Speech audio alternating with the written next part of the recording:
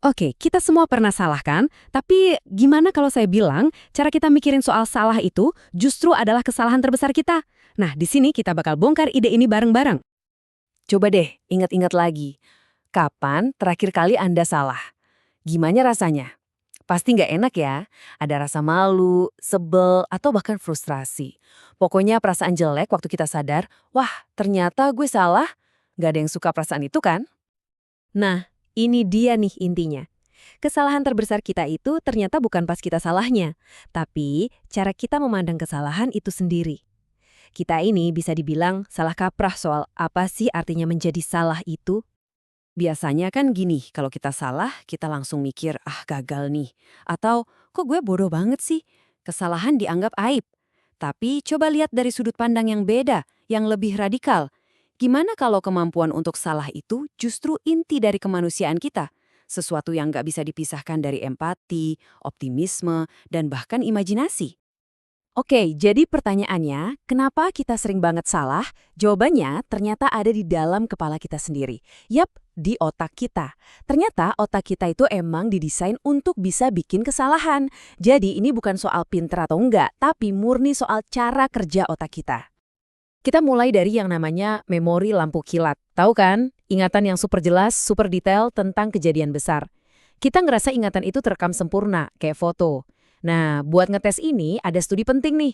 Para peneliti mencatat ingatan mahasiswa sehari setelah tragedi pesawat ulang-alik Challenger tahun 1986.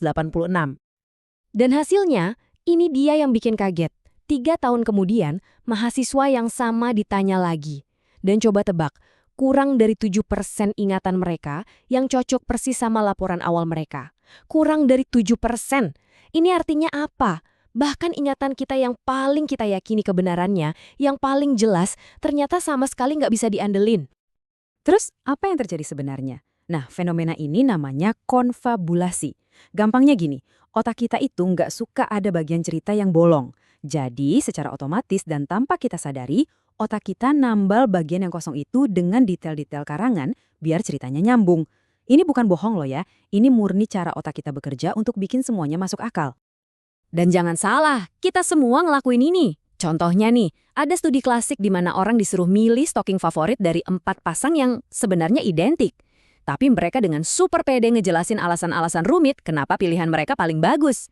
Atau pernah nggak sih ketemu orang yang sok tahu, yang ngejelasin sesuatu padahal dia nggak ngerti-ngerti amat?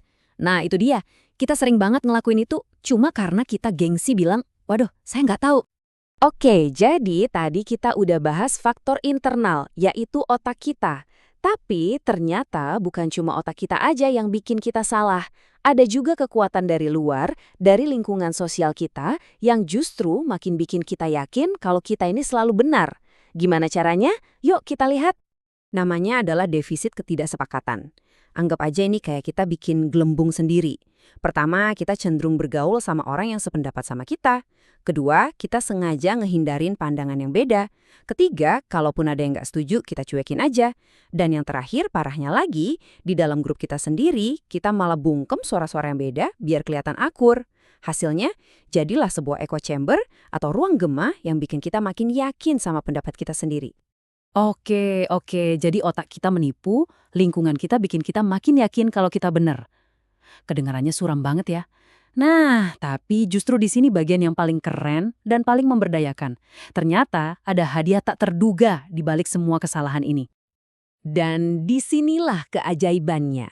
Ternyata mesin di otak kita yang bikin kita bisa salah, yaitu kemampuan untuk melihat dunia secara berbeda dari kenyataannya, itu adalah mesin yang sama yang melahirkan imajinasi, penemuan, dan harapan.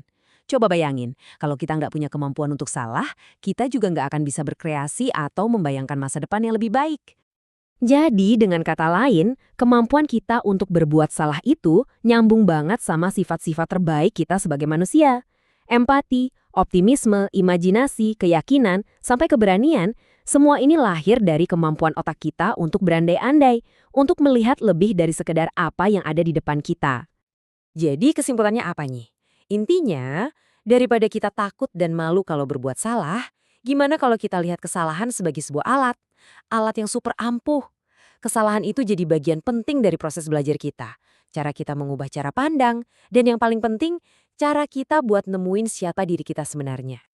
Nah, sebagai penutup, saya mau kasih satu pertanyaan buat kita renungkan. Coba pikirin deh, berapa banyak energi yang kita buang cuma buat kelihatan benar dan menghindari salah. Sekarang, bayangkan kalau semua energi itu kita pakai buat eksplorasi, buat jadi kreatif, buat bertumbuh. Kira-kira potensi luar biasa apa yang bisa kita buka kalau kita berani mengubah cara pandang kita terhadap kesalahan?